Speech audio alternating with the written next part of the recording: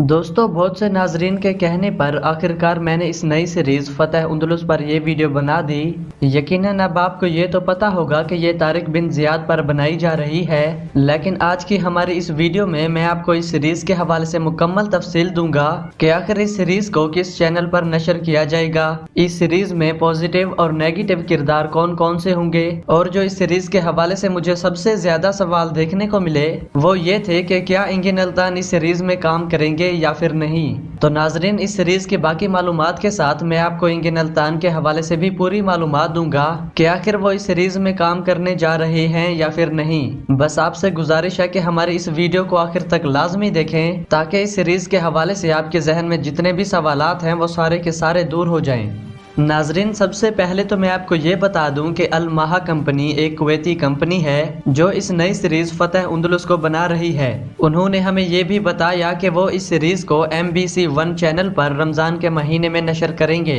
इसके अलावा अल माहा कंपनी की तरफ से हमें ये खबर भी दी गई कि ये सीरीज तुर्की और लिबनान के दरमियान बनाई जाएगी और इस सीरीज की जो पूरी कहानी होगी वो तारिक बिन जियाद और मूसा बिन नसीर के दरमियान इंदलिस की फतह के बारे में होगी। नाजरीन, इस सीरीज की रिलीजिंग डेट ऑफिशियली तौर पर तो नहीं बताई गई कि ये किस दिन रिलीज होगी, जबकि हम सबको सिर्फ यही खबर दी गई कि रमजान के महीने में ही इस सीरीज को नशर किया जाएगा। इसके हवाले से अगर मैं आपको अपनी राय बताऊं तो यकीनन ये रमजान के पहले हफ्ते में ही नशर हो जाएगी। दोस्तों, इन तमाम मालूमात के अलावा अगर हम इस सीरीज के डायरेक्टर, प्रोड्यूसर और एक्टर के बारे में बात करें तो मैं आपको ये बता दूं कि इस सीरीज के प्रोड्यूसर हैं अल बुराक, जबकि डायरेक्टर हैं मोहम्मद अल अनीजी। मजीद अगर हम बात करें इस सीरीज में काम करने वाले अदाकारों की तो दोस्तों मुझे उनके नाम तो नहीं पता और ना ही ऑफिशियली तौर पर उनके नाम बताए गए, लेकिन आप सिर्फ इस तस्वीर के मुताबिक ये देख सकते हैं कि ये तारिक बिन जियाद और उनके करीबी सिपाहियों और दोस्तों का ग्रुप है।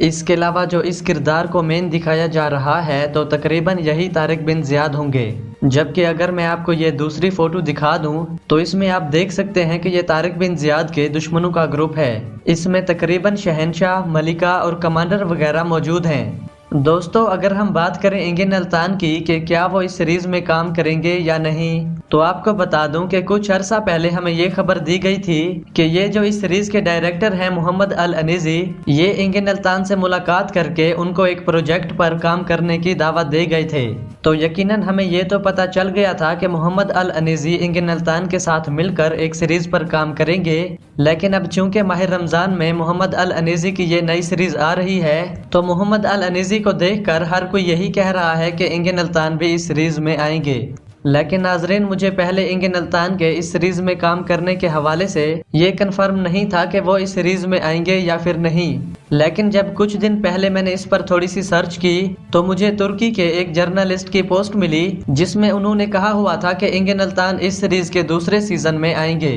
तो नाजरीन, इस खबर को जानने के बाद 80% से ज्यादा चांसेस बढ़ गए कि इंगिन अल्तान इस सीरीज में जरूर आएंगे, लेकिन फिर भी हमें इंगिन अल्तान के इस सीरीज में आने और ना आने के हवाले से पक्की खबर तब मिलेगी जब ये सीरीज शुरू होगी। तो दोस्तों, अगर इंगिन अल्तान के हवाले से मुझे कोई भी नई खबर मिलती है तो हमेशा की तरह मैं सबसे पहले आपके साथ ही शेयर करूंगा। बस आप हमारे साथ रहें और मिलते हैं हमारी अगली वीडियो में। तब तक के लिए अल्लाह हाफिज।